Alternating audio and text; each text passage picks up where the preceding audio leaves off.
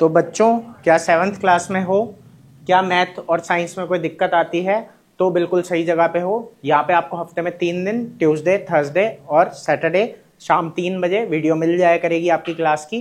तो अच्छे से पढ़ो, सीखो, समझो और बहुत आगे बढ़ो, यही मैं चाहता हूँ। तो चलो चालू करते हैं। और एक बात है कि साइंस की वीडियोस आपको इस साइंस के चैनल पे मिलेगी और मैथ की मैथ वाले चैनल पे मिलेगी, तो वो भी आप सर्च कर लेना, आपको दिख जाएगा वो चैनल। ठीक है, तो चलो चालू करते हैं आज की कहानी। तो हमारा चैप्टर चल रहा है फिजिकल एंड केमिकल चेंज। ठीक है, इसमें फिजिकल चेंज, केमिकल चेंज, इसके बहुत सारे एग्जांपल्स हमने डिस्कस कर लिए थे। ठीक है, अब आगे चलते हैं। देखो एक बात है यहाँ पे, ठीक है, कि कह रहा है in a chemical reaction in addition to formation of a new substance, कुछ नया बनता तो है, ये बात तो सही है कि कुछ नया हमारे सामने बन के आता है, उसके साथ साथ कुछ और भी चीजें होती है। ठीक है, जैसे कह रहा है रिलीज और absorption of energy in the form of heat और लाइट, है ना। या तो एनर्जी रिलीज होती है या फिर क्या होती है, एब्जॉर्ब क्या हो जाती है, एब्जॉर्ब। समझ आ रहा है कि नहीं? ठीक है, तो या एनर्जी रिलीज होगी या फिर क्या हो जाएगी, एब्जॉर्ब हो जाएगी। ठीक है, हीट या लाइट के फॉर्म में, हीट या लाइट के फॉर्म में। जैसे याद करो, हमने वो देखा था, मैग्नीशियम जल रहा था, है ना, डेजलिंग व्हाइट लाइट के साथ जल रहा था, तो वहां एनर्जी क्या हो रही है, रिलीज हो रही है लाइट के फॉर्म में। समझ आ रहा है कि नहीं? और फिर व्हाइट पाउडर, मैग्नीशियम ऑक्साइड हमारे पास आया था। ठीक है, वो चीज यहाँ पे आ रही है। कह रहा है कोई गैस प्रोड्यूस होती है, कोई क्या प्रोड्यूस होती है बेटा, गैस। समझ आ रहा है? उसका भी एग्जांपल आपने पढ़ा था यहाँ पे। ठीक है, हाँ बिल्कुल, विनेगर और बेकिंग सोडा जब मिलते हैं तो कार्बन डाइऑक्साइड प्रोड्यूस हो रहा है ना, हो रहा है कि नहीं? तो ये चीजें आ जाती है। ठीक है, आगे देखो क्या हो रहा है। कह रहा है स्मेल में चेंज आ जाता है। स्मेल में क्या आ जाता है, चेंज। जैसे कह रहा है कि रोटन एग है जैसे। ठीक है, अच्छा दूध और दही की खुशबू में फर्क होता है कि नहीं? दूध और दही की खुशबू में फर्क होता है कि नहीं? वही बात है यहाँ पे, समझ आया? बाकी जो चीजें सड़ रही है, ठीक है, उनके साथ भी क्या हो रहा है, केमिकल चेंज ही हो रहा है। ठीक है, कुछ साउंड प्रोड्यूस होती है। ठीक है, प्रोडक्शन ऑफ साउंड। और उसके बाद क्या है, formation of a precipitate. Precipitate क्या होता है, जो बच जाता है, जो क्या होता है, बच जाता है। ठीक है, तो यहाँ प्रेसिपिटेट फॉर्म हो जाता है। कोई दिक्कत है इस चीज में? इतना समझ में आ रहा है? ठीक है, आगे देखो क्या बोलता है। कह रहा है कुछ केमिकल चेंजेस हैं जो हम रोज की जिंदगी में देखते हैं। ठीक है, देखो क्या क्या है। कह रहा है बर्निंग ऑफ पेपर, है ना, तो इसमें क्या प्रोड्यूस हुआ, ऐश प्रोड्यूस हुई और साथ में कार्बन डाइऑक्साइड। समझ आया? तो यहाँ गैस प्रोड्यूस हो रही है। Cooking of food, cooked dish, तुम्हारे पास खाना आ गया। ठीक है, वो चेंज है ना, फर्क होता है ना भाई, कच्चे खाने में और उबले खाने में या पके हुए खाने में। ठीक है, तो वो चीज है। रस्टिंग ऑफ आयरन, जंग लगा हुआ है, क्या लगा हुआ है बेटा, जंग। ठीक है, उसके बाद उसमें क्या होता है, ब्राउन कलर आ जाता है। क्या आ जाता है, ब्राउन कलर। समझ आ रहा है कि नहीं? ठीक है, वहां भी वो क्या करता है बेटा, रिएक्ट करता है। समझ आया? लोहा ऑक्सीजन के साथ, मॉइस्चर के साथ रिएक्ट करता है और ऑक्साइड बनाता है। क्या बनाता है, ऑक्साइड। समझ आ रहा है कि नहीं? ठीक है, आगे देखो क्या बोलता है। फोटोसिंथेसिस, है ना, तो यहाँ क्या होगा, फॉर्मेशन ऑफ फूड, जैसे शुगर प्लांट के अंदर, तो फोटोसिंथेसिस भी एक क्या है, केमिकल रिएक्शन है। ठीक है, क्योंकि वहां भी कुछ नया प्रोड्यूस हो रहा है। आगे आता है न्यूट्रलाइजेशन, है ना, इसमें क्या होता है, सॉल्ट और वाटर। न्यूट्रलाइजेशन को समझो, ये पिछले क्लास में पढ़ा है। एसिड और बेस मिलता है ना, तो क्या फॉर्म होता है, सॉल्ट और वाटर, सॉल्ट और वाटर, है ना, तो ये पिछले चैप्टर में था। कह रहा है बस्टिंग ऑफ फायर क्रैकर, है ना, दिवाली पे पटाखे फोड़े हैं। ठीक है, तो वो भी एक क्या है कि वहां पे हीट, लाइट और गैस प्रोड्यूस हो रहा है। वो जो साउंड वाली बात है ना, वो यही है कि क्या हो रहा है, एनर्जी प्रोड्यूस हो रही है। बेसिकली क्या प्रोड्यूस हो रहा है बेटा, एनर्जी। समझ आया कि नहीं? जैसे आप जो है क्रैकर्स फोड़ रहे हो, ठीक है, तो उस केस में ऐसा होता है। मजा आया? देखो यहाँ एक और मजे की बात है। कह रहा है जब आप एप्पल को काटते हो तो वो कलर चेंज कर लेता है, होता है ऐसा। ठीक है, वो क्यों हो रहा है? ठीक है, क्योंकि वो ऑक्सीजन के साथ रिएक्ट करते हैं, उसके अंदर एंजाइम्स होते हैं। एंजाइम किन्हें कहते हैं, ऐसे सब्सटेंसेस जो केमिकल रिएक्शन को तेज करते हैं, है ना, ऐसे सब्सटेंस जो केमिकल रिएक्शन को तेज करते हैं। तो सेब में भी होते हैं। समझ आ रहा है कि नहीं? और वही रिएक्ट करते हैं ऑक्सीजन के साथ, वही रिएक्ट करते हैं ऑक्सीजन के साथ, है ना। तो वही बोल रहा है केमिकल चेंज होता है जब जो कट सरफेस है वो एयर में आता है, एक्सपोज होता है। कह रहा है एंजाइम होता है उस फ्रूट में, वो रिएक्ट करता है ऑक्सीजन के साथ और उससे ऑक्सीडेशन रिएक्शन होता है। ऑक्सीडेशन मतलब ऑक्सीजन का उसके साथ आ जाना। ठीक है, जैसे वही वहां पढ़ा ना, मैग्नीशियम और ऑक्सीजन मिले, है ना, मैग्नीशियम ऑक्साइड बना, तो वो चीज यहाँ पे आ रही है कि ऑक्सीजन का उसके साथ मिल जाना। तो which give a brown colour to the exposed cut part. बाकी डिटेल आप बाद में पढ़ोगे इसकी। ठीक है, कि क्या होता है एग्जैक्टली वो एंजाइम और क्या नया बनता है। ठीक है, अभी फिलहाल वो नहीं है। देखो कह रहा है differences between physical and chemical change. Physical change और केमिकल चेंज में डिफरेंसेस क्या क्या हैं, तो ये आप बहुत अच्छे से पढ़ चुके हो, दोबारा मैं नहीं पढ़ा रहा हूँ, ये रीड कर लेना, पढ़ लेना एक बार। समझ आ रहा है? अब आगे देखो, एक ये मजे की बात है यहाँ, ओजोन लेयर सुना ही होगा ओजोन लेयर के बारे में, ठीक है, कि ओजोन लेयर जो है वो क्या है, प्रोटेक्टिव लेयर है अर्थ के अराउंड, ठीक है। तो देखो क्या कहता है, thin layer of ozone gas, ozone gas की लेयर है ना, जो अर्थ के में है, ठीक है, present around the earth in upper atmosphere, ठीक है। तो ये अर्थ को बचा के रखती है हार्मफुल अल्ट्रावायलेट रेडिएशन से जो कि सन से आ रही है, ठीक है। अब कहता है जो ओजोन है मतलब O3 है, वो एक नया सब्सटेंस है और वो कैसे फॉर्म हो रहा है कि जो यूवी रेडिएशन होती है सन की और ऑक्सीजन है वो मिलके ऐसा बना रहे हैं, वो लेयर यही मिलके बना रहे हैं और उसकी वजह से हमें क्या मिल रहा है, प्रोटेक्शन मिल रहा है, समझ आया। तो ओजोन ऑक्सीजन के ही जब 3, ठीक है, एटम आ जाएंगे तो क्या बन गया, ओजोन क्या बन गया बेटा, है ना, ये एक मजे की बात है। अब आगे देखो, रस्टिंग ऑफ आयरन, क्या बोलेंगे, रस्टिंग ऑफ आयरन, ठीक है।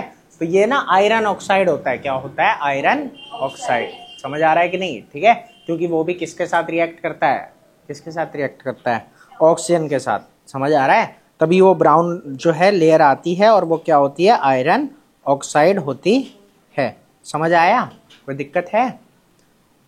देखो आगे क्या बोलता है, एक मिनट रुकना।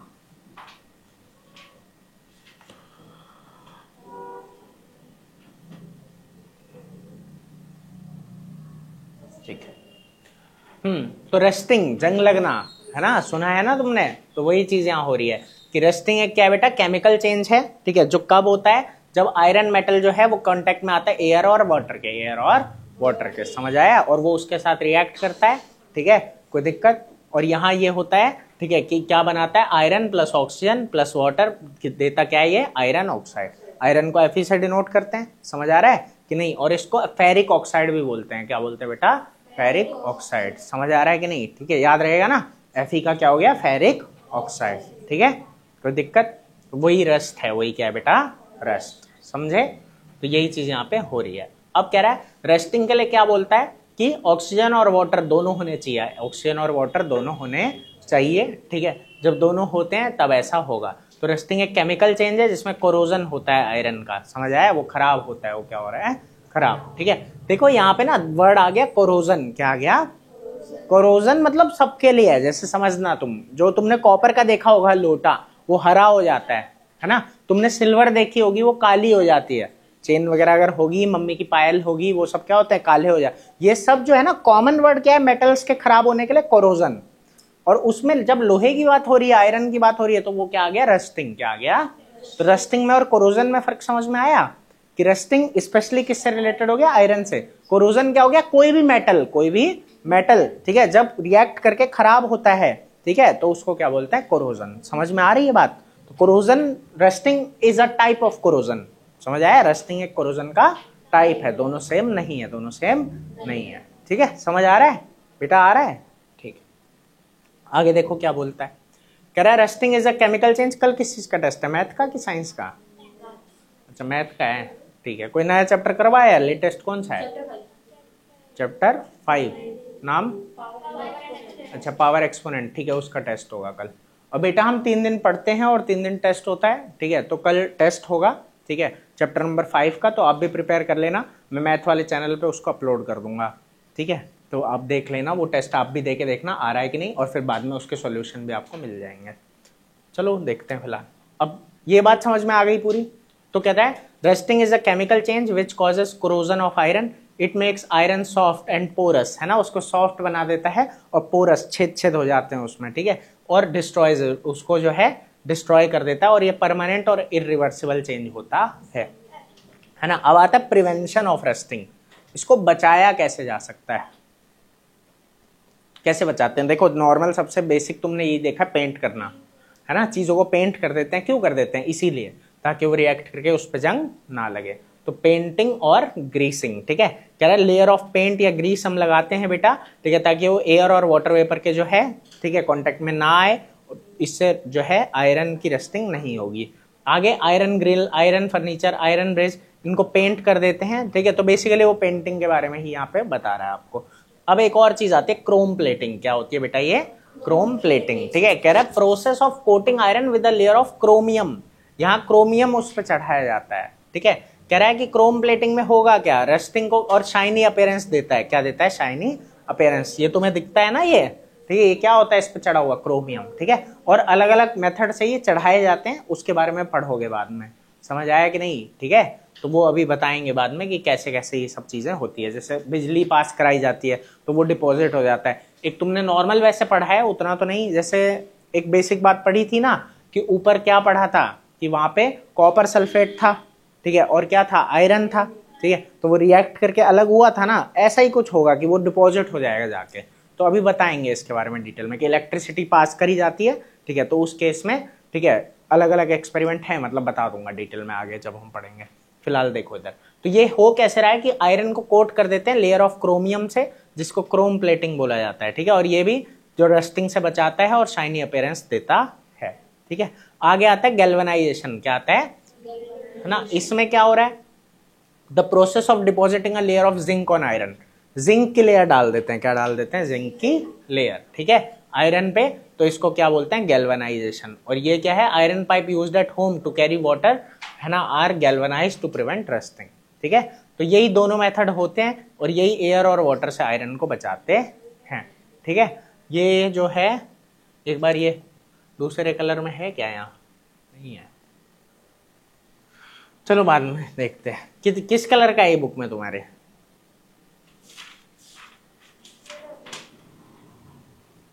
ठीक है, चलो खैर, तो यही है कि गैल्वेनाइजेशन है और क्रोम प्लेटिंग है इन सब से। अब एक आता है एलॉय, क्या वर्ड आता है बेटा, एलॉय, ठीक है, तो इसमें हम क्या करते हैं ना, एलॉय क्या होता है, एलॉय क्या होता है, जब दो या दो से ज्यादा मेटल या नॉन मेटल भी आता है इसके अंदर, ठीक है, तो जब इनको मिलाया जाता है ना, तो उस केस में हम क्या बोलते हैं, एलॉय बनता है, क्या बनता है, एलॉय, समझ आया। तो वही ये बोल रहा है कि the process of mixing one और more metal to form a new substance, है ना, कि मिक्सिंग एक या एक से ज्यादा मेटल लिखा है यहाँ, लेकिन नॉन मेटल भी होता है, ठीक है, तो उसको हम क्या बोलते हैं, एलॉइंग।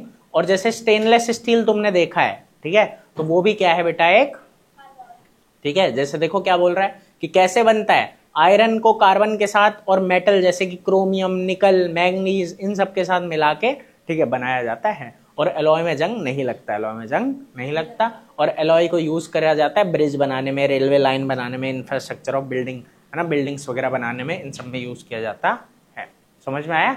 अब देखो यहाँ एक इंटरेस्टिंग फैक्ट बता रहा है, वो कह रहा है iron pillar at Qutub Minar in Delhi was built more than, कितना है ये, 1600 ईयर्स अगो, है ना, 1600 साल पहले, लेकिन उस पे जंग नहीं लगा, ठीक है, क्यों नहीं लगा, कह रहा है इट इज मेड ऑफ 90, कितना है ये, 98% आयरन है, and the fact that it has not rusted indicate that ancient India was very advanced in its knowledge of materials and understanding of rust resistance, कि उसको इस तरीके से बनाया गया है। अब एग्जैक्टली क्या है मैंने भी पढ़ा नहीं है, एक बार मैं पढ़ के बता दूंगा कभी कि एग्जैक्ट यहाँ पे क्या है, क्यों उस पर जंग नहीं लग रहा, बस ये कह रहा है तुमको कि हाँ देखो इंडिया में ऐसा था कि हमें पता था कि कैसे जंग नहीं लगेगा, लेकिन वो बताया नहीं है यहाँ, वो एक बार पढ़ के देखेंगे। अब एक चीज आती है क्रिस्टलाइजेशन को तुम पहले भी पढ़ चुके हो 6th क्लास में। देखो नॉर्मली समझो, सैचुरेटेड सॉल्यूशन पता है कि नहीं, सैचुरेटेड सॉल्यूशन क्या होता है कि जितना उसमें घुल सकता है ना, सॉल्यूट जितना उसमें घुल सकता है उतना घुल चुका है, अब और नहीं घुलेगा, इतनी बात समझ आ रही है कि नहीं, ठीक है। इसमें क्या होता है ना, अब जरा समझना कि ये सैचुरेशन है, ठीक है, अब क्या होगा कि जब टेम्परेचर को कम करोगे, क्योंकि हर टेम्परेचर पे अलग अलग होता है ना, हर टेम्परेचर पे ये सैचुरेशन अलग अलग होता है, ठीक है। जैसे अगर अब एक लिमिट के बाद जैसे टेम्परेचर अगर बढ़ाना चालू कर दोगे तो और घुलना चालू हो जाएगा, लेकिन जब वापस से टेम्परेचर को डाउन करोगे तो क्या देखोगे, क्रिस्टल फॉर्म हो गए, है ना, जो एक्स्ट्रा घुला था टेम्परेचर की वजह से वो उसकी जगह क्या हो जाएगा, क्रिस्टल फॉर्म हो जाएगा।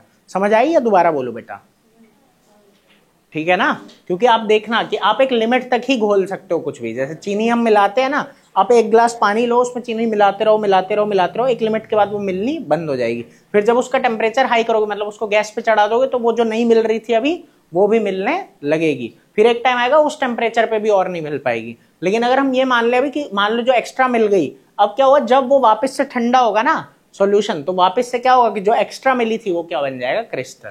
आया समझ में, तो वही चीज यहाँ पे चल रही है। तो वही ये बोल भी रहा है, देखो कह रहा है कि क्लास 6 में आपने देखा था, ठीक है, कि कॉमन सॉल्ट कैसे आता है, इवेपोरेटिंग सी वाटर, है ना, सी वाटर से। However common salt obtain in this manner is not pure, वो प्योर नहीं होता, ठीक है, और उसके क्रिस्टल जो होते हैं वो बहुत छोटे छोटे होते हैं।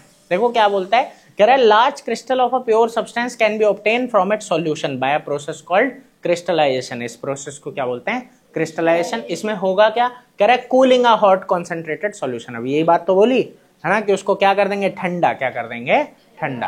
तो process of cooling a hot concentrated solution of a substance to obtain crystal is called crystallisation. ठीक है, और ये फिजिकल चेंज है, ये क्या है बेटा, एक फिजिकल चेंज। ठीक है, it is not a chemical change.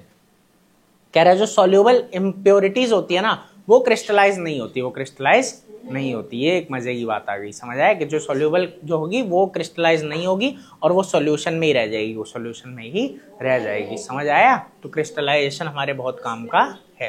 कह रहा है impure common salt obtain from sea water through evaporation is also purified. उसको भी ऐसे ही हम प्योरीफाई करते हैं। समझ में आया, कोई दिक्कत है? बस अब ये लास्ट एक्टिविटी है, ये पढ़ लेना, समझ में आ जाएगा, कुछ बहुत खास नहीं है इसके बारे में। ठीक है, तो चैप्टर खत्म। ठीक है, अच्छे से इसको पढ़ लेना, सारा कुछ याद कर लेना। ठीक है, अगली बार जब साइंस का टेस्ट होगा, एक टेस्ट मैथ का, एक टेस्ट फिर साइंस का। ठीक है, तो कल मैथ का है तो अगला टेस्ट जब होगा तो वो मैथ का होगा। ठीक है, तो कोई दिक्कत है इस चीज में? आसान है, मजा आया? ठीक है, तो बस ठीक है। आज क्या डे है? मतलब ये वीडियो कल आएगी, है ना? चलो ठीक है, ठीक है। तो पढ़ लोगे पूरा चैप्टर, कोई दिक्कत, बाकी कहीं डाउट होगा तो पूछ लेना। कल चैप्टर नंबर कौन सा टेस्ट है? 5 का। ठीक है, मैथ के चैप्टर नंबर 5 का कल टेस्ट है। तो बस आज के लिए इतना ही, चैप्टर खत्म। ठीक है, तो बच्चों मिलते हैं फिर अगली वीडियो में, अगली क्लास में। ठीक है, उम्मीद है आपको इतना समझ में आ गया होगा। तो बस आज के लिए इतना ही, फिर मिलेंगे।